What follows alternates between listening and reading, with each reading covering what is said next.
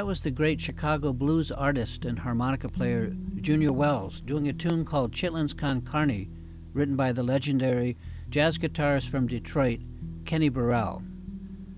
I'm Michael Erlewine, the founder of the All Music Guide, probably the largest collection of music albums, discographies, samples, and biographies on the planet. I want to welcome you to Friends of the 60s, a program devoted to everything about the 1960s. I grew up back then, and I'm here now to share some stories about what happened. In the summer of 1965, my brother Dan and I decided to start a rock band. At the same time, some 2,300 miles away in San Francisco, another new band had the same idea. This was, of course, the Grateful Dead. Change was certainly in the air.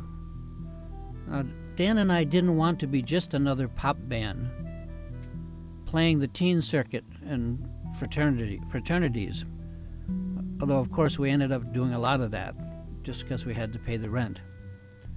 I had spent the previous year living in Berkeley, a town where I had taken LSD, and I knew from that experience, which was a powerful one, that the crew cut mentality of the 1950s in which I was raised was now breaking up, at least in my mind. Times were changing. Something new was being born, and I felt that somehow Dan and I were going to be part of it. I came up with a name for our group, the Prime Movers, and soon we were called the Prime Movers Blues Band. And the house we lived in at 114 North Division in Ann Arbor, Michigan, became known as the Prime Mover House. The whole band lived there, and that included our drummer, Iggy Pop, although at that time he was just Iggy to us. Iggy came from a local band called the Iguanas. So in the beginning we just called him Iguana for a while, just kind of to keep him in line. But that soon was shortened to just Iggy, and there you have it. My brother Dan played lead guitar, and I was the lead singer and played amplified Chicago-style harmonica. Of course, we played all kinds of tunes, just to get some gigs. But we soon settled on blues, and a little gospel is what we were really all about. And by that time, I was studying blues 24/7, maybe even living them a little. I especially loved the modern electric blues players that came out of Chicago. And it didn't take too long for us to figure out that these great blues players were still very much alive, and that Chicago was less than a 3-hour drive from Ann Arbor. Let's go. And so off we went, the whole lot of us, including Iggy. We piled into our 1966 Dodge van and headed for Chicago. Of course, we knew next to nothing about Chicago. We knew no one there, so mostly what we found ourselves doing was digging through bins at tiny record shops for old 45s. 45s by players like Little Walter, Muddy Waters, Junior Wells, Otis Rush, many others. And we went to Chicago many times. One of the music stores we came across was the Jazz Record Mart. Today it's located at 27 East Illinois Street, and the proprietor of that shop was a man named Bob Kester. We didn't know it then, but Kester had been producing blues recordings for almost 10 years. And in the process, he founded Delmark Records, one of the great blues labels of all time. Kester can still be found at the Jazz Record Mart even today. I just spoke to him Sunday on the phone, was kind enough to chaperone our band to some of the clubs on Chicago's south and west side. Blues clubs a group of white boys like ourselves might have been afraid to go into. And it was in a little step down into the basement kind of club at 48th and Indiana Streets called Teresa's Lounge. That's where I first saw Junior Wells perform live. I can remember in that dimly lit bar, Wells was standing up at the tiny floor-level stage, arguing with another player. And my eyes popped out when I realized Junior Wells was arguing with no less than Little Walter, to me one of the all-time blues harmonica greats. Now this was just like going to heaven for me. We were just gone from that point on, living in a dream come true. Anyway, enough stories. I want you to hear some cuts from one of the greatest blues albums ever recorded, the Delmark album Hoodoo Man Blues, and it features the singing and harmonica playing of Junior Wells, backed by the phenomenal guitar playing of a young Buddy Guy, with Jack Myers on bass and Billy Warren on drums. This album was recorded in September of 1965, not long before our first trip to Chicago. Blues experts agree that this is a landmark album, and I know you will love it. If I had to go to a desert island, could only take a handful of albums, this would be one of them. Okay, let's jump right in. Here's Junior Wells singing Snatch It Back and Hold It from the Delmark album Hoodoo Man Blues. Snatch it back and hold, baby, one more time. I ain't doing too bad, babe. I got you on my mind. Hey, hey, hey, hey, hey, hey. You're having a darn good time. Somebody help me. I can't help myself. Somebody's got to help me, 'cause I can't help myself. I'm not doing too bad, baby. You know I ain't got no brand new bag.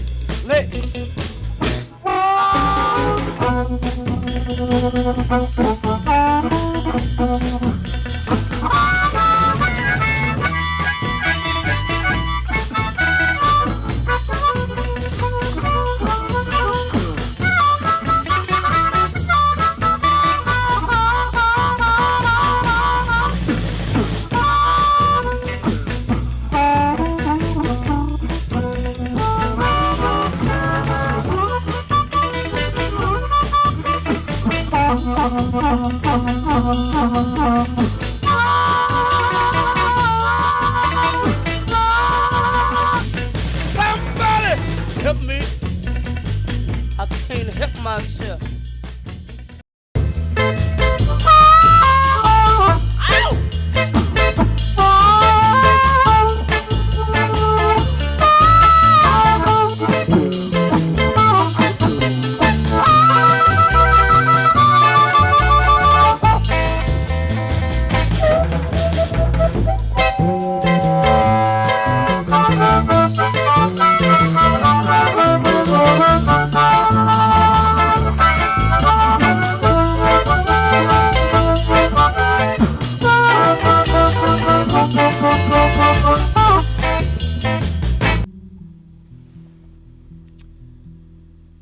That was another cut from the tune Chitlins Con Carne, written by Kenny Burrell, and recorded here by blues artists Junior Wells and Buddy Guy on the Delmark album Hoodoo Man Blues. In this section, I was featuring the bass playing of Jack Myers. I just love that bass part. Now let's talk a little bit more about the harmonica player and singer Junior Wells. Wells has always been one of my favorite harp players. No, he doesn't have the technique of a Little Walter or Big Walter Horton, and he mostly plays the little Hohner Marine Band harmonicas in what is called cross harp position, which just means playing a D harmonica in the key of A. Wells also sometimes does a little playing in first position with an A harp in the key of A. And once in a great while he plays the chromatic harmonica, but always in a minor key. What makes Junior Wells' harp playing unique is not fancy technique, but the sheer emotional power of his playing. That mixed with all kinds of sounds he makes, with his voice and mouth like clucking and popping sounds, smacking his lips, sighing. Junior Wells' harp is direct, soulful, and able to raise the hair on the back of my neck every time. What more can I ask? If you're coming from the realm of blues players like B.B. King and T-Bone Walker, with their more refined style and clear pronunciation. Hearing Junior Wells for the first time can be something of an education. Wells sometimes mumbles his words, slides words together, punctuates them with oral and bodily sounds for effect. It's up to we, the listeners, to figure out what he's saying, because he's not going out of his way to clarify anything. From the first time I heard him, I just knew that this was the real deal. Junior Wells makes no attempt to appear upscale or to cater to refined society. Wells is giving it straight from Chicago's south and west sides, no apology. Combine this kind of singing and profound harmonica playing, and you have for most people what amounts to a new experience. Wells is no doubt right there in your face. I had the chance to meet Wells a number of times and even interview him. Unlike many of the great blues artists, Junior Wells was less accessible and just a little more distant than most. Contrasting Wells with his sideman on this album, Buddy Guy's a lot more approachable. When I was serving one of my stints on the board of directors for the Ann Arbor Blues and Jazz Festival a few years ago, it was part of my duties to pick Buddy Guy up at the airport, take him to dinner, and generally look out for him for a spell. Guy was polite, congenial, and pretty much of a regular guy, no pun intended, as far as I could tell. Junior Wells was much more reserved, not really all that friendly. In a way, it almost added to his mystique. But that is just an aside. It doesn't really figure into Wells' music, or does it? As it turns out, after some 47 years, I'm still listening to Hoodoo Man Blues, playing that album for friends. Junior Wells' singing and harp playing takes me to places I have never been, kind of confronting me with my own fears of the darker side of Chicago's south and west sides. Certainly this music is direct and thrilling. And although Wells' harmonica playing is not fancy, it gets to the heart of what Chicago-style harp playing is all about. I just love it. Now, let's take a tour of some of Junior Wells' singing and harmonica styles so you can get the feeling.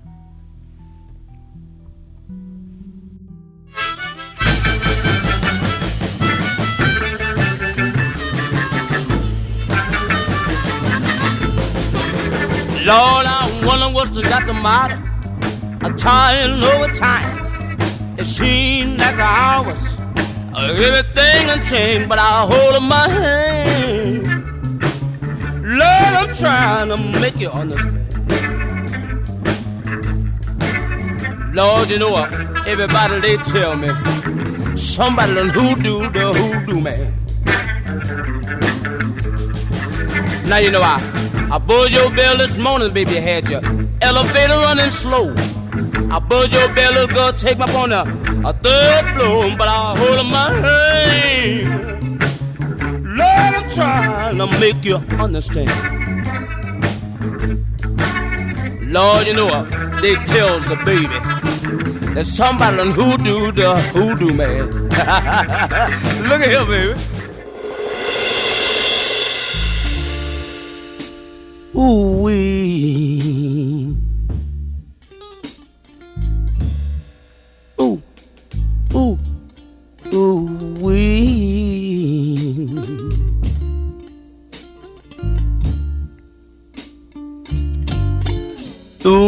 Ooh-wee, baby. Mm-hmm. Ooh, ooh-wee.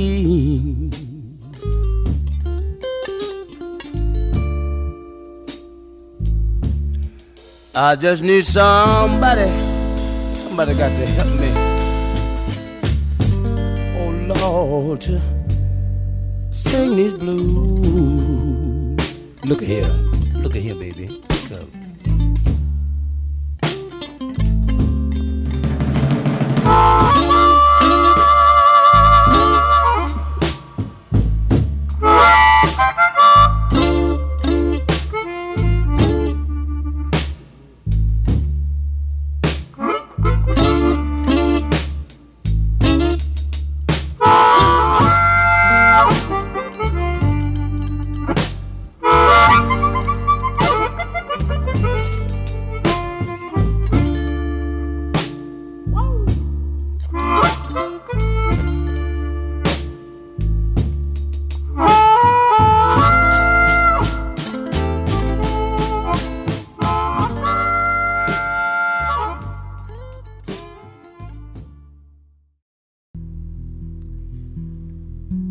Before we close this show with more from the Hoodoo Man Blues album and Junior Wells, I just want to thank Delmark Records and its founder Bob Kester for making these recordings available.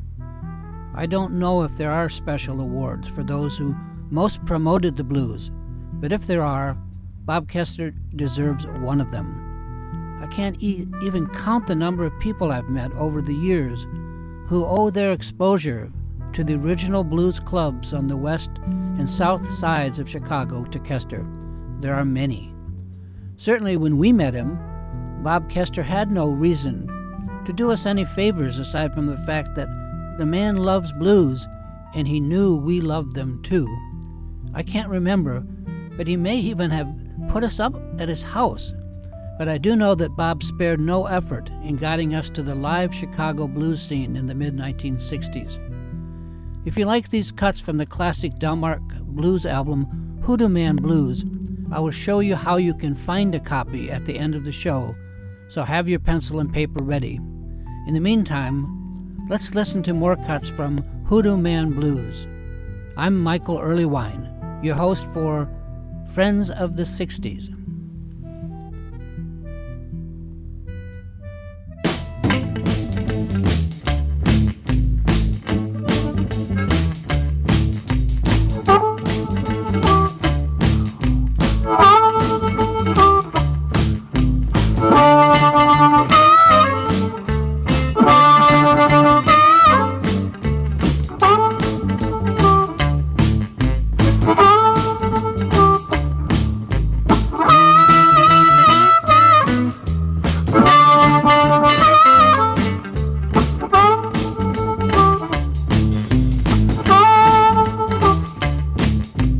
Good morning, little schoolgirl.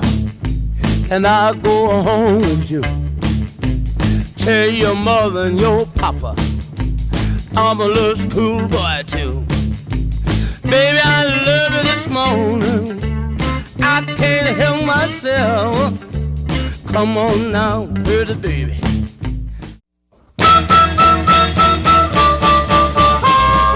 Well, look over yonder's wall. Hand me down my walking cane. Look over yonder's wall. Hand me down my walking cane. Lord, I know you don't love me, but yonder comes your man.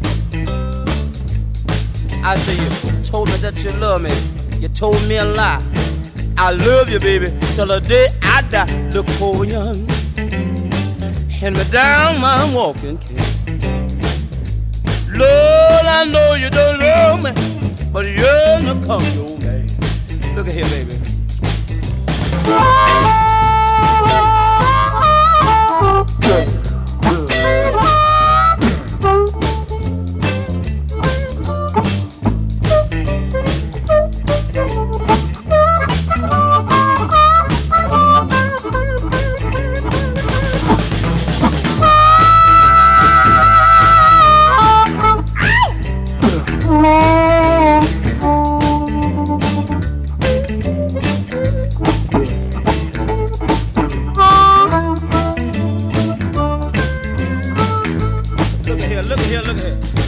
Look over yonder, baby, hand me down my walking cane. Look way over yonder, hand me down my walking cane. I know you don't love me, baby, but yonder comes your man. I said a 4, 5, 6, 700, 8, 9, 10. You gotta come see me just as soon as you can. Look over yonder. Hand me down my one cane. Lord, I know you don't love me, but you're gonna come your man. Let's do it a little bit better.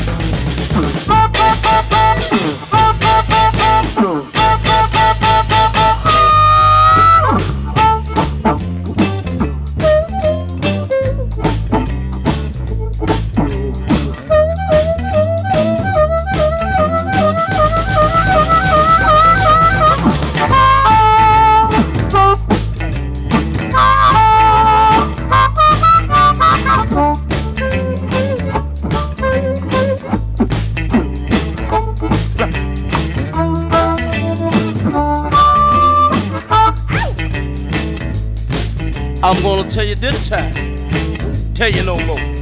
The next time I tell me I have to let you go. Look over yonder. Hand me down my woman can. Lord, I know you don't love me, but yonder come your man. Get out kind of easy.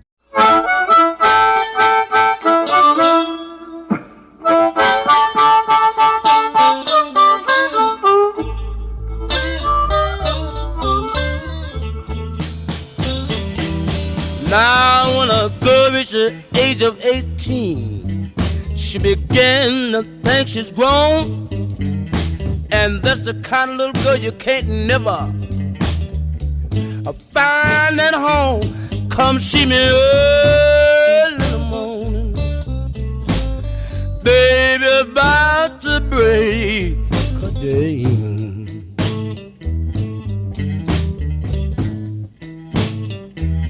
Lord, you oughta saw me hug my pillow where my baby used to lay. Pick up one drink of wine and 2 drinks of gin. A pretty young girl put me in there. I say, come in, come see me early in the morning, baby, about to break a day.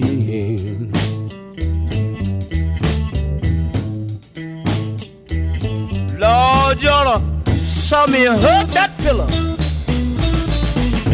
where my baby used to lay. I'm kinda crazy about this girl, you hear?